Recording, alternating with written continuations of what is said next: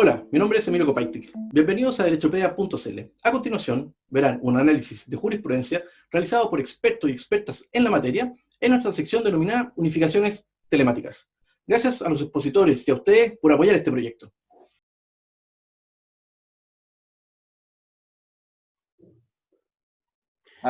Hola, ¿qué tal? Mi nombre es Hugo Fábrega y voy a aprovechar de hacer un comentario de una sentencia en unificación de jurisprudencia sobre un caso que yo considero muy relevante, muy práctico, didáctico y sobre todo que sigue los lineamientos que la cuarta sala de la Corte Suprema ha tenido con especial cuidado y relevancia respecto al recurso de unificación de jurisprudencia como tal, como la resolución de un arbitrio que, a distinción de otro tipo de recursos, en toda su extensión, cumple con requisitos que hasta ahora la Corte Suprema ha sabido mantener y ha sido bastante prodigiosa, muy crítica, creo yo, de su propia labor, que dentro de todo la ha cumplido, a mi juicio, con bastante precaución, cautela, y ante todo, lo queramos o no, ha interpretado la ley de acuerdo a una cierta fisonomía, sin olvidar sus fines propios, que en este caso en materia laboral son en unificación de jurisprudencia para resolver distintas situaciones de derecho. Eso yo creo que es importante. Me voy a valer de una presentación que hice especialmente para estos efectos, para hablar de nuestro recurso de unificación de jurisprudencia a base de este caso. ¿Cómo está caratulado este caso? Este caso está caratulado Caipillán Royel con Corporación Municipal de Castro. Fíjense que este es un recurso de unificación de jurisprudencia fallado con fecha 4 de mayo de este año, vale decir que consta de muy poca vigencia, es de lo último que ha salido, pero cosa de ciertas particularidades que me voy a permitir establecer. Trato de partir el análisis diciendo que este es un caso muy complejo, creo yo. Muy complejo a base de ciertos antecedentes que se ponen a instancias interpretativas tanto de la instancia laboral como con el control que hace la Corte de Apelación, en este caso la Corte de Apelación de Puerto Montt. ¿Por qué yo diría que es un caso complejo y pongo este fondo de pantalla? Porque la Corte Suprema lo que hace es transitar respecto de distintas interpretaciones, pero siendo fiel al marco normativo que el voto de mayoría lo hace suyo. Pero también lo interesante es que este fallo considera un voto en contra de uno de los integrantes, ministros integrantes en aquel día, donde establece la factibilidad o la posibilidad de establecer distintas interpretaciones vigentes también en otro tipo de situaciones, lo cual, a mi juicio, establece toda la concordancia para opinar que es un fallo complejo en doble ámbito que vamos a también analizar a base de ciertos requisitos. Primer ámbito, que resuelve la situación puntual de una trabajadora que él es denegada su razón en la instancia y se confirma en la Corte de Apelaciones de Puerto Montt, pero que la Corte Suprema, en fallo de reemplazo, decide acoger la pretensión y establece este reemplazo, como bien digo, respecto a las prestaciones que se demandaron. Y un segundo ámbito muy importante, que sigue una didáctica que es muy importante tenerla en consideración para todos quienes eventualmente recurren ante la Corte Suprema. Yo diría que esta escuela que hace la Corte Suprema es bastante clara al momento de seguirla y no equivocarse para la interposición de los recursos, procesalmente hablando, ante las Cortes de Apelaciones para ante la Corte Suprema. ¿Cuáles son los antecedentes de esta causa? Estamos en presencia de un procedimiento de aplicación general seguido ante el Juzgado de Letras del Trabajo de Castro, en el RIT O85 del año 2018. ¿En qué consiste este caso? Es un juicio por cobro de prestaciones. Básicamente, se demanda por parte de una profesora los 37 años de servicio que prestó para una corporación educacional. ¿Cuáles son las normas involucradas? Para efectos prácticos, yo siempre trato de limitar cuál vendría siendo el alcance jurídico bajo el cual se va a desarrollar, en este caso, la consecuencial pretensión de interpretación que hace la Corte Suprema. En primer término, el Código del Trabajo, básicamente en las normas relativas a las necesidades de la empresa, como vamos a analizar después. En segundo lugar, la aplicación del estatuto docente, que establece ciertas menciones para dar cabida al término del contrato, en este caso del personal docente. Y en tercer lugar, una ley que es la ley 19.010, que permitió el cambio del sistema educacional de parte del Estado a las corporaciones educacionales con ciertos requisitos que bien señala el fallo de unificación de jurisprudencia. ¿Cuál vendría siendo el eje de la discusión? Precisamente si corresponde asimilar o no a la causal de necesidades de la empresa la situación fáctica de salud, irrecuperable o no apta para el servicio. Fíjense que en esto la Corte Suprema, yo diría que a distinción de otros análisis de materias que les ha tocado resolver, yo diría que en una proporción de un 40 o un 50% de los casos que mediaron entre el inicio de la reforma, por allá el año 2008-2009, hasta promediando la década del 2014-2015, promediando ese lapso de tiempo, yo diría, me atrevería a decir que cerca de la mitad del trabajo que se encargó de ver, incluso de unificar, fueron todos temas relativos a la vigencia o interpretación de normas acerca de beneficios laborales, producto de estatuto docente o leyes complementarias de requisitos o de beneficios a favor de los trabajadores vinculados a la labor docente. Básicamente había una cantidad importante de recursos de unificación de jurisprudencia o de contiendas relacionadas con unificación de jurisprudencia relativas a la procedencia de beneficios, como por ejemplo el bono SAE. En este punto, la Corte Suprema ha sido absolutamente pródiga en establecer criterios de interpretación bastante claros, creo yo, para determinar la procedencia o no de ciertos beneficios o ciertas atribuciones que le competen en este caso al personal docente. Podemos determinar antes que todo que si nosotros ponemos un cierto énfasis en cuál vendría siendo lo que motiva, esconde detrás precisamente dar lugar a que el criterio que en este momento tiene la Corte Suprema respecto a un tema determinado trate de ser permeable con las distintas interpretaciones que se han dado sobre el tema. Por eso un recurso bastante atípico, digamos, dentro de todo el ámbito que podría analizarse este sistema recursivo, porque muchas veces lo que se critica es que no tiene cierta vinculancia, como por ejemplo lo tienen en cierta medida las normas unificadoras en el derecho peruano. Las normas procesales peruanas establecen ciertos equilibrios de ponderación bajo los cuales esta opinión que establece el Tribunal Superior vendría siendo vinculante. Acá la Corte Suprema lo restringe necesariamente al ámbito de la resolución del pleito, ¿ya? Recordemos eso como premisa fundamental. Respecto a la causa, el juzgado de letras del trabajo en la instancia rechaza la demanda, vale decir, le niega, en este caso, la acción establecida por esta profesora, precisamente por un criterio interpretativo, lo cual, con posterioridad, la Corte de Apelaciones de Puerto Montt, en resolviendo el recurso de nulidad, también confirma. El eje de el por qué se niega está establecido en el considerando 14º, que dice que de este modo, y por los argumentos contenidos en los considerandos precedentes, solo le resta al tribunal proceder al rechazo de la demanda, puesto que estima que el otorgamiento del beneficio remuneracional establecido en la ley, como tal, fue reconocida por la demandada y por lo tanto un hecho tácitamente admitido según lo establece el considerando 8º, cual hace un análisis interpretativo del por qué este beneficio podría eventualmente estar en pugna. No le corresponde en este caso a la trabajadora que demanda la interpretación a su favor. Cosa curiosa que establece este fallo de instancia es que alude a ciertos criterios que ha tenido tanto la Dirección del Trabajo como también la Corte Suprema en distintos fallos, en este caso cita 3, que han dado precisamente la razón a esta tesis interpretativa. Voy a volver más adelante a eso porque es muy, muy importante.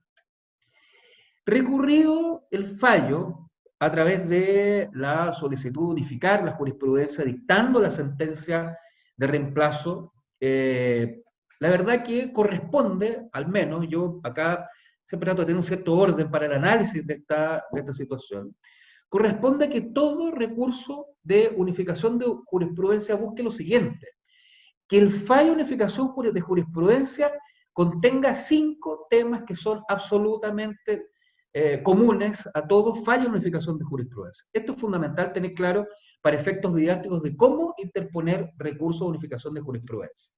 A distinción del recurso de nulidad para el litigante, el recurso de unificación de jurisprudencia, la verdad que tiene una estructura bastante marcada.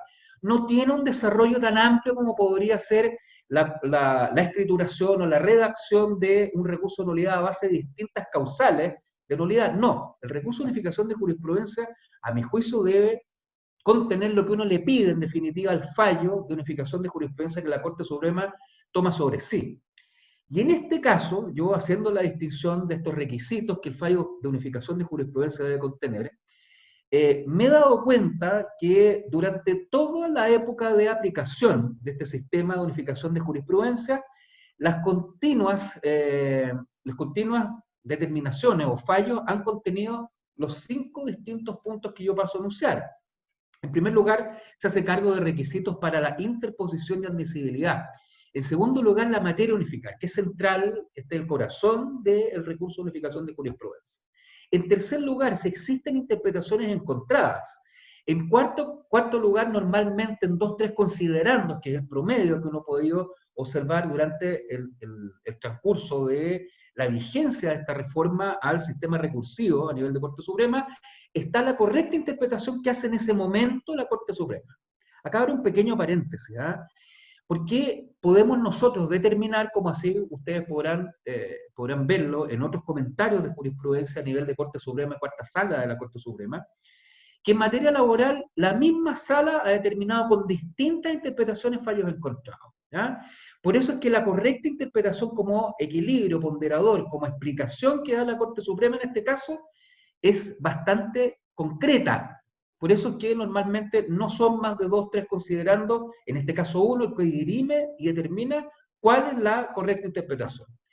Y por último, el quinto elemento es las consideraciones de reemplazo. Veamos rápidamente que en este fallo cómo se hace cargo de cada uno de estos elementos. En primer lugar, dice el considerando primero, y esto es una frase que normalmente parten todos los recursos todos los fallos de unificación de jurisprudencia, que en conformidad con lo dispuesto en la ley se cumplen determinados requisitos, vale decir, que procede respecto de materias de derecho objeto del juicio donde existiesen distintas interpretaciones sostenidas por uno o más fallos emanados de tribunales superiores de justicia, ¿ya? Acá lo que hace es repetir de alguna manera lo que la ley quiere respecto de la interposición y los requisitos de admisibilidad. No se olviden que acá venimos sorteando ya 2 instancias previas de admisibilidad. Ante la instancia recurrida, en este caso la Corte de Apelaciones, y en segundo lugar, la admisibilidad formal que se hace del recurso, bajo la cual dio el pase para que se vea y se ponga en tabla y previa la causa se pueda resolver en esta instancia. Fíjense que aún así, la Corte Suprema establece este orden, esta jerarquía de la procesabilidad en cuanto a la admisibilidad de los requisitos. En segundo lugar, la materia unificada. Fíjense que todos los fallos de unificación de jurisprudencia, yo diría, de los últimos 7 u 8 años, consideran una materia unificada. Por eso es muy importante y muy didáctico que quienes recurran de unificación de jurisprudencia determinen siempre en un párrafo objeto o materia unificada. Fíjense que considerando segundo lo establece de manera bastante clara y precisa, ¿eh?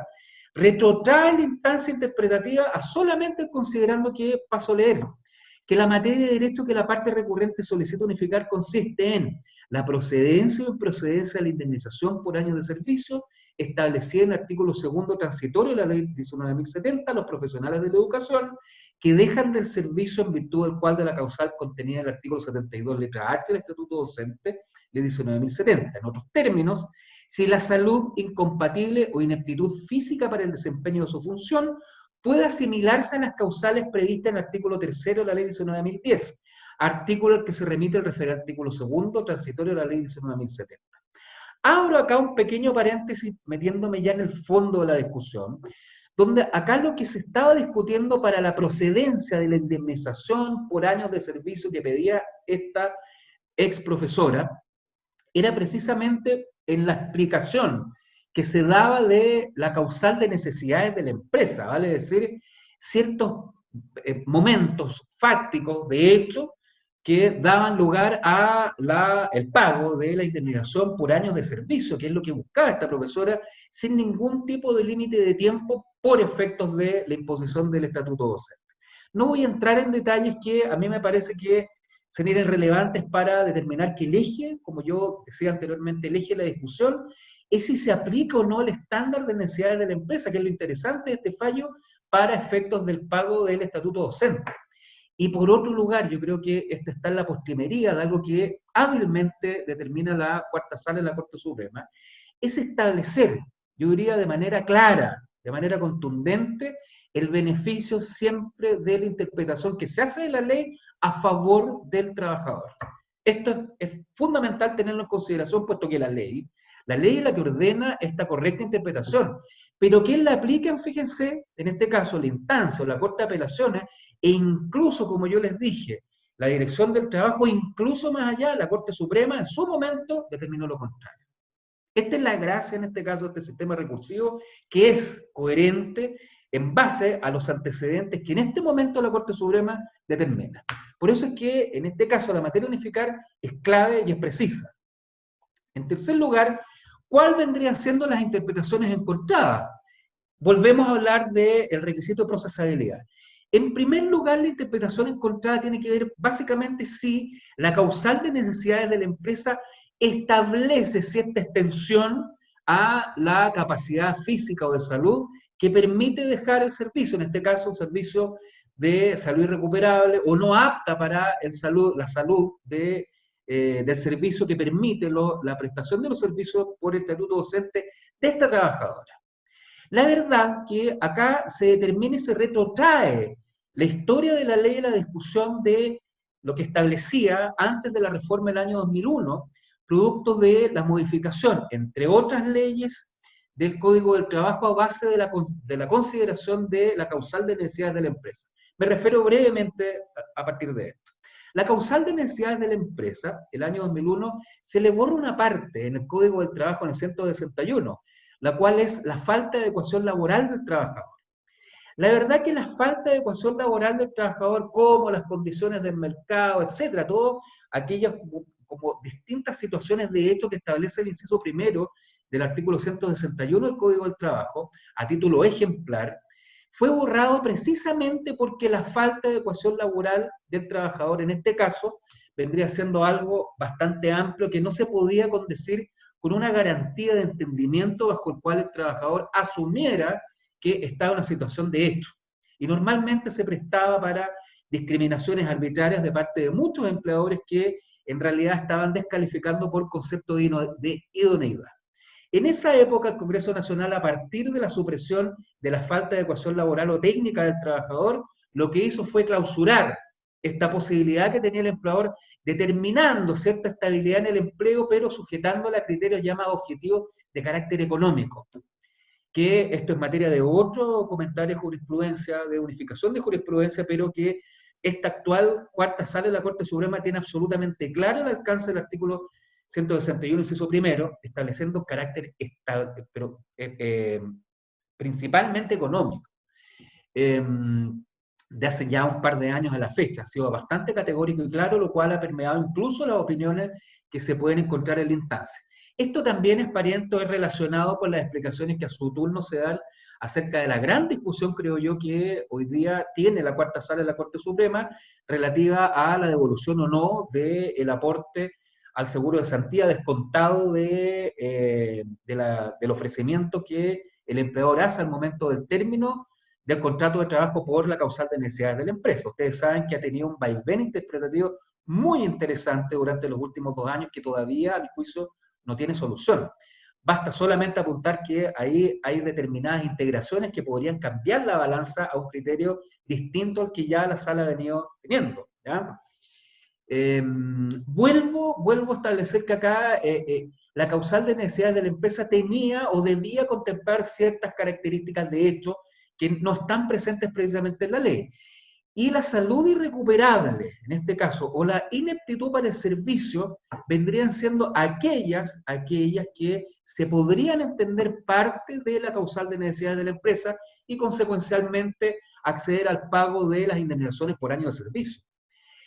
Fíjense que del análisis de estas normas surge la posibilidad entonces si la causal de necesidades de la empresa la ampliamos en cuanto a su contenido o no. De ahí una de las cuarta o quinta importancia de este fallo. Fíjense que nadie repara que eventualmente la misma Corte Suprema estaría calificando, interpretando el alcance de la causal de necesidades de la empresa. Y acá en este considerando tercero precisamente plantea cuál vendría siendo, en este caso, las discusiones encontradas. Pero no solamente se queda ahí, sino que ya en el considerando séptimo determina el por qué la causal de necesidades de la empresa subsume o contempla la posibilidad de establecer que la salud, como factor fundamental de no objetivación y no discriminación en beneficio del trabajador, debe tomarse en consideración. Yo diría que el alcance que hace la cuarta sala de la Corte Suprema en este punto es fundamental. Yo diría que es incluso hasta atrevido, porque no rompe con la exégesis que siempre se tuvo de la causal de necesidad de la empresa, sino que la complementa. Es muy difícil en materia civil o en materia penal que la primera o la segunda sala de la Corte Suprema establezca un análisis de este tipo, en una norma de clausura que ha tenido tanta amplitud y tanta importancia. Vean ustedes lo que ocurre a propósito de todo el problema al interior del Congreso Nacional a propósito de la vigencia del estado de catástrofe por la pandemia de coronavirus. Piensen que al centro de toda esta discusión no solamente está el empleo, sino que también está la procedencia del pago de la indemnización en los casos que terminen por la causal de necesidad de la empresa. Vale decir, que esta única causal que lleva de la mano el pago de indemnizaciones por término de contrato, fíjense que en este caso el estatuto docente daría lugar para tratar de homologarla, exprender o anticipar su vigencia para proponer un nuevo contenido. Y esa es la gracia, y por aquí yo considero que es la parte positiva del análisis que hace la Corte Suprema, porque no solamente hace una labor interpretativa de la norma, sino que también se pesca conforme a las directrices que la constitucionalidad del acto sí lo determina. Vale decir, llena todos los vacíos bajo los cuales uno podría generar duda e incertidumbre en el criterio de interpretación. Es de un nivel de sistematicidad que yo considero que es loable, que es oportuno y hay que tenerlo en consideración. ¿Cómo concluye? Concluye con la consideración de reemplazo. ¿Y cómo lo hace? Leo brevemente que, por lo tanto, al haberse decidido la sentencia impugnada, la improcedencia de la indemnización por años de servicios prevista en el artículo segundo transitorio del Estatuto Docente a favor de la actora, se ha incurrido en una infracción de ley por equivocada interpretación de dicha norma. Lo que procede, obviamente, a acoger el presente recurso, invalidar la sentencia de base y dictar, acto seguido y en forma separada, la correspondiente sentencia de reemplazo. Si el recurrente, el litigante, tiene claro cuál vendría siendo el orden, debería siempre terminar su escrito de recurso de unificación de jurisprudencia con la parte petitoria que no es sino esta. La salida que plantea la Corte Suprema va a ser invariablemente la misma. ¿Ya? La sustancialidad bajo la cual se prodiga el análisis, la conjetura y la solución está dada en toda la extensión del fallo. No tan solo es didáctico, no tan solo una correcta interpretación, no tan solo está la posibilidad de tener ciertos análisis normativos que pueden abarcar desde normas internacionales hasta normas propias, incluso normas que son ya de carácter fácticas pero aplicado al derecho, sino que también seguir una cierta hilación que termine con el redondeo de esta figura positiva. ¿Que se puede dar o no en la sentencia de reemplazo? Acá tenemos una norma de accesoria litis que se aplica y da vuelta en el caso particular de este fallo, volviendo a, en este caso, el cauce de acceder a las prestaciones demandadas por la actora. Llama la atención, así también, que también es lo interesante de este fallo, que existe un voto de minoría de la ministra señora Andrea Muñoz, quien vota en contra, pero no vota en contra con una expresión de causal producto de una interpretación. Fíjense lo interesante de esto, y también lo voy a permitir leer en lo pertinente. Dice que es de la opinión la ministra Muñoz de rechazar el recurso porque no obstante compartir el criterio de la mayoría, fíjense, en cuanto a la asimilación de la causal de término de la relación laboral de la actora, salió recuperable, incompatible con el desempeño de la función con la de las necesidades de la empresa, según las causales que establece la ley 19.010, lo cierto es que la sentencia de primera instancia rechazó la demanda teniendo en consideración, además de ese punto, que la demandante ingresó a prestar servicios para la demanda del año 1997, esto es, con posterioridad a la vigencia de la norma 19.070, lo que a su juicio impediría la aplicación de la parte final del artículo segundo transitorio del referido cuerpo legal, que señala que en tal caso la indemnización respectiva se determinará computando solo el tiempo servido a la administración municipal. Sea que se comparta o no esta postura doctrinaria, de acogerse al presente recurso, no se podría dictar sentencia de reemplazo, puesto que esta cuestión no está modificada con la unificación de jurisprudencia que en estos autos se pretende, lo que estaría acoger la demanda. En tal circunstancia, por estimar que la unificación no tendría influencia en los dispositivos del fallo, considera inevitable el rechazo del recurso. Nuevamente, la Corte Suprema, que está haciendo acá a través de este voto de minoría, está determinando el alcance de lo que se pidió. Vean lo importante que es tener un legítimo alcance o lectura, con cierto alcance del contenido de lo que ahí se presupone. Está dando cada uno de los requisitos que al litigante no se le deben ir, viendo la procesabilidad del acto, pero también no compartiendo la distinción que se hace por un tema temporal de la aplicación que la ley hace en la correcta interpretación. A mi juicio, esta vendría siendo una forma de interpretación errada, ¿ya? Porque yo estoy absolutamente de acuerdo con la interpretación que hace el voto de mayoría, que también la ministra Muñoz lo hace suyo, pero con esa distinción. Concluyo este análisis con dos ideas que yo diría están presentes a lo largo de la extensión de la lectura de este fallo. El primero, no basta con criticar el recurso de unificación de jurisprudencia porque no tiene alcances vinculantes. Yo sí considero que hay que distinguir la procesabilidad del recurso del arbitrio como tal, que en este caso ha sido estrictamente vinculante durante todo el ejercicio que nosotros podamos tener de la vigencia de la reforma laboral en este punto, ¿ya?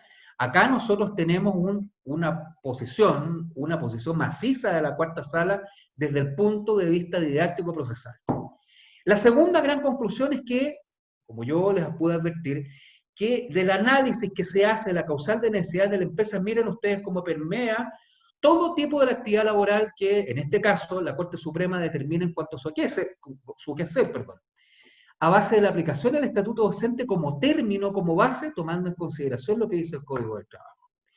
Esta labor de sistematicidad, la verdad que yo lo encuentro positiva, y no tan solo positiva, que yo además la aplaudo, la celebro, sino que además marca un radio de acción que nos permite identificar que las normas laborales en cuanto a los beneficios siempre deben llevar la clausura que nos puede acercar a dar protección, en este caso, a través de las distintas interpretaciones, a un momento donde, ni más ni menos, vendría siendo los intereses del trabajador que recurre a la justicia para una correcta interpretación. Que hayan estado presentes distintas interpretaciones nada obsta que en el juego democrático de todo Estado de Derecho, nuestro más alto tribunal determine en unificación de jurisprudencia los alcances que para el trabajador felizmente pueden determinar en este caso. Donde yo diría, con esto concluyo, que siempre se debe atender a algo tan tangencial como es la justicia. Muchas gracias.